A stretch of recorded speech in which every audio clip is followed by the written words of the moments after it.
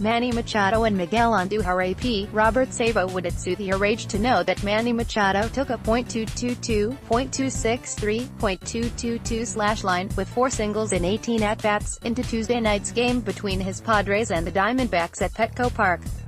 Not so much. Okay.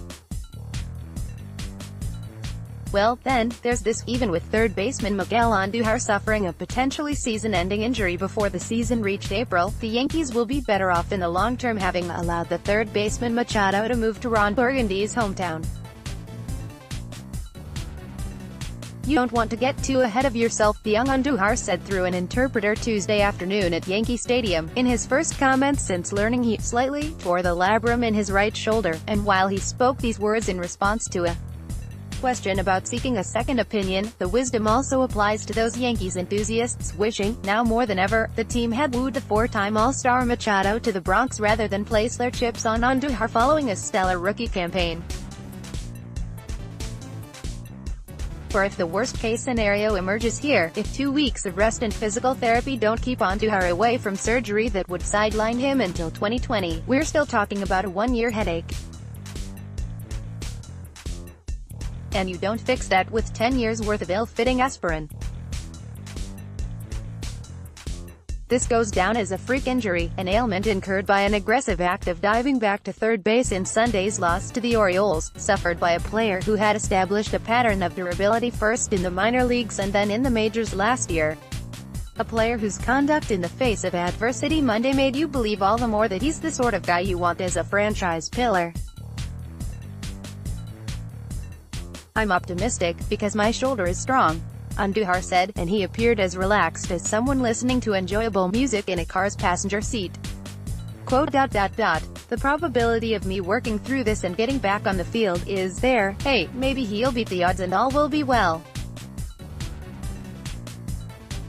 Every time Masahiro Tanaka takes the mound for the Yankees, as he did Tuesday night against the Tigers, he reminds us not to jump to conclusions. Remember all the folks who urged Tanaka to undergo Tommy John surgery nearly 5 years ago when the news broke of the torn UCL in his right elbow.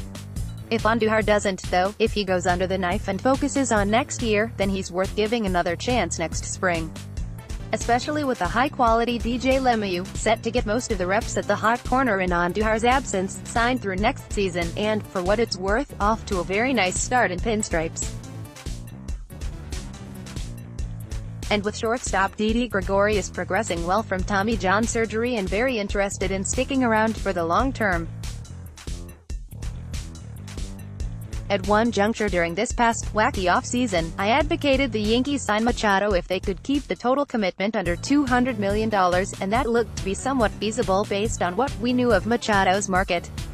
However, to the credit of Machado and his agent, Dan Lozano, they hung in there, and hung out there, long enough to secure the $300 million deal over the next decade from the Pads.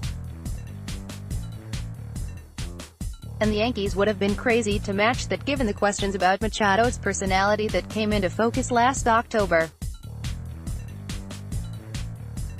If anything, this early season Yankees injury epidemic, with Stanton joining Aaron Hicks and Jacoby Ellsbury on the injured list, reaffirms my belief the Yankees should have gone hard after Bryce Harper, who is thriving with the Phillies. To yearn for Machado now, though? Nah, not a good use of anger or agonizing. Better to keep your fingers crossed on Andujar and, if that gets you nowhere, root for the less injured guys to return and still make this a special, Machado-free campaign.